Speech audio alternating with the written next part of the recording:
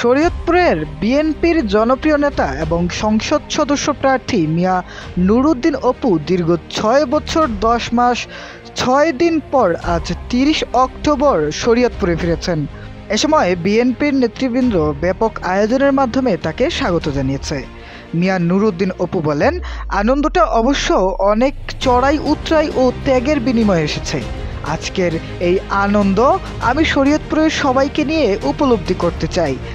আমাদের জাতীয়তাবাদী শক্তির সবাই এই আনন্দের অংশ। তিনি আরও বলেন, কারাগারে থাকার সময় প্রত্যেকটি ত্যাগের ফল আজ জনগণ আমাকে দিচ্ছেন। উল্লেখ্য, শেখ হাসিনা সরকারের সময় মিয়া নুরুদ্দিন অপু দীর্ঘ ৬ বছর কারাগারে ছিলেন। ছাত্র জনতার আন্দোলনের পরে তিনি মুক্তি পান এবং আজ প্রথমবারের মতো নির্বাচনী এলাকায় ফিরেছেন। এ সময় উপস্থিত নেতাকর্মীরা ধানের শীষ প্রতীক হাতে নিয়ে তার প্রতি উচ্ছ্বাস প্রকাশ করেছেন। এছাড়া মিয়া নুরুদ্দিন অপুর সাথে ছিলেন তার স্ত্রী ও সন্তান।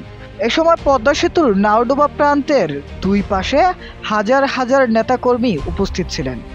উপস্থিতরা মিয়া নুরুদ্দিন অপুকে স্বাগত জানিয়েছেন এবং তার প্রতি গভীর আশা ও প্রত্যাশার কথা প্রকাশ করেছেন।